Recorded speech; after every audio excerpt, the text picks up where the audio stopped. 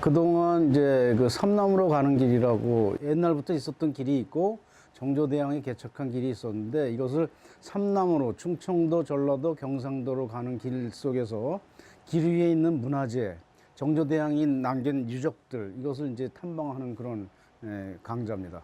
중심 코스가 정조의 능행길로 해서 정조대왕이 만든 만석거라는 그 저수지를 이것을 살펴보고 그 1799년도에 만든 그 정조에 의해서 또 만든 충만제를 이제 보면서 당시 정조가 펼치고자 했던 농업진흥책에 대해서 살펴보고 그래서 그것을 이어져 오는 이런 그 역사적 의미를 살펴보는 그런 길로 정했습니다.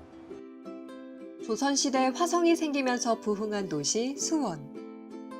그 속엔 조선시대 육로교통의 중심축인 삼남길이 있습니다. 이번 탐방에선 그 길에 남아있는 정조의 농업정책의 흔적들을 따라 걸어보려 합니다. 수원 한림도서관과 함께하는 도서관 기류의 문학, 지금 떠나봅니다.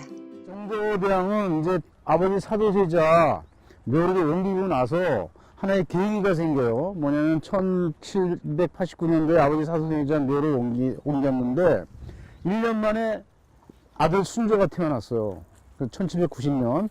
그래서 성인이 되는 1804년도에 왕위를 물려주고 본인이 와서 살 곳, 그러니까 천도, 수도로 옮기는 게 아니고 본인이 상왕으로서 여기 와서 살 곳을 이제 상정을 하면서 여기를 새롭게 신도시를 제대로 만들어야 되겠다. 이런 구성을 하게 되는 거예요. 그래서 1794년부터 96년 9월까지 2년 9개월 동안의 화성 성곽도 쌓고 그리고 이게 이제 여기에 이제 살 곳이기 때문에 자급자족하는 그런 도시를 만들겠다고 해서 당시에는 농업 사회니까 저수지를 만들어라 해서 만든 저수지에 이게 이 저수지는 원래 원형은 아니고 이쪽에 이렇게 붙어 있었던 건데 이건 일제시대 때 확장한 거예요. 근데 이게 만석고 그러니까 10년을 기다려서 만석의 이익이 생기면 수성하는데 도움이 될 것이다. 성을 지키고 하는데 도움이 될 것이다 라는 의미로 만석거라고 이제 이름을 붙였는데 원래 그래서 능행차 옛날에 1970년도 저도 서울로 왔다 갔다 할 때는 길이 이 길이었어요. 이 길. 일로에서 이렇게 서울로 갔었는데 저 산업도로가 새로 나면서 도로가 확 바뀐 거지 원래는 요 길이었던 거예요. 요 길로 해서 이렇게 갔던 거예요.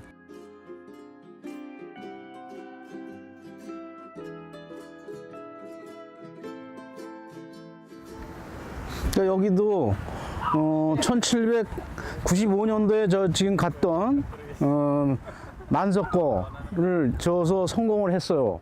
성공을 해서 그 이후에 이제 또 저수지를 만드는 게 육릉 앞에 만년제라는 저수지. 그건 좀 작아요. 그거 만들고 그리고 1799년도에 충만제를 만들어요. 만석의 수확을 축원한다. 뭐 이런 의미로 충만제. 또는 이제 수원 사람들은 서쪽에 있다 그래서 서호라 그러죠.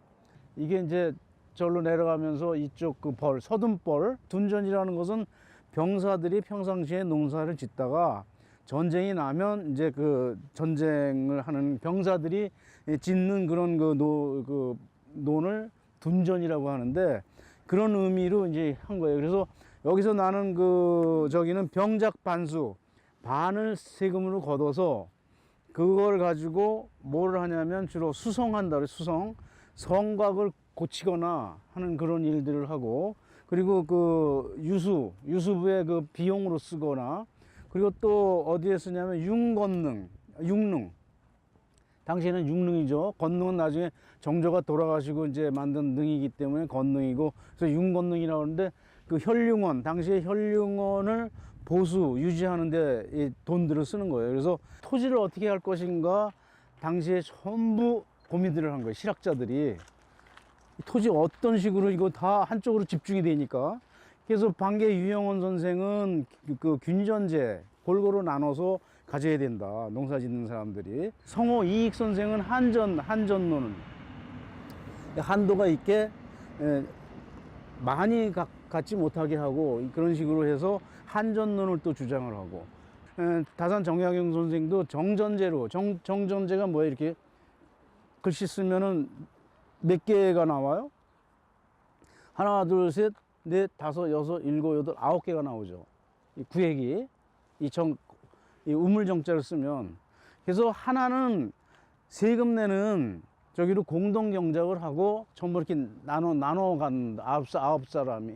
8살, 정전제니까 8명이 나눠갖고 이것이 공동으로 경작하는 것은 세금으로 바친다. 이런 정전제로 나중에 가는데 바로 이러한 것들이 조선조, 이 실학자들에 의해서 토지는 어떻게 소유할 것이며 그리고 세금은 어떻게 낼 것이며 이거에 대한 고민들을 막 하는 거예요. 그 정조 시대에, 영정조 시대.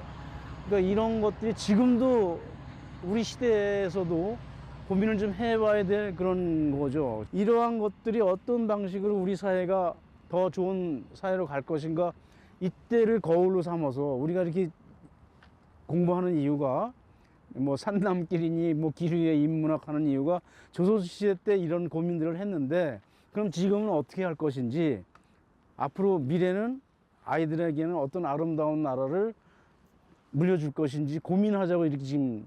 네, 오늘 걷는 것도 많았고 아주 강의를 들어주셔서 감사하고 오늘 수고들 많이 하셨습니다. 감사합니다. 네. 오늘 기류의 인문학을 함께 듣고 수원을 같이 돌았는데요. 수원에 대해서 좀 알고 싶어서 이 강좌를 신청하게 되었는데 오늘 너무 유익한 강의였고요. 수원에 대해서, 농경지에 대해서, 정조에 대해서 좀 알게 되었던 사실이 오늘 좀 즐거웠고요. 새로운 사실에 대해서 알게 되어서 오늘 너무 즐거웠습니다. 서울에서 전라남도까지 간통하는 길인 삼남길 중 선비들이 한양으로 과거를 보러 가는 길, 즉 수원, 화성, 오산을 잇는 경기권 삼남길, 수원 지역의 정조 농업 유적 및 응행찾기를 알아보고 역사적 스토리텔링을 통해 우리 고장의 정체성과 역사를 인식하는 계기를 마련하기 위해 오늘 이런 탐방을 기획했습니다. 이번 주제 도서는 신정일 작가의 삼남대로입니다. 서울에서 해남 이진항을 거쳐 제주 관덕정에 이르는 12틀길, 삼남대로를 저자가 직접 걸으며 보고 듣고 느낀 것을 담아낸 책입니다.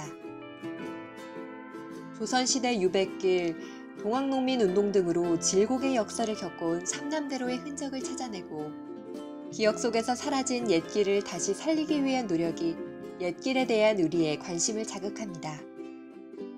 2017년 도서관 기류의 인문학 프로그램을 운영하고 있는 수원 한림도서관은 2014년 개관한 이래로 지역 주민의 지식정보 및 문화교류의 장으로 자리매김했습니다. 여행을 특성화한 도서관으로 여행 레저 관련 특화 활동을 진행하고 있으며 수원시의 책 읽는 인문학 중심도시 조성에 발맞춰 시민과 함께하는 도서관으로 거듭나기 위해 노력하고 있습니다.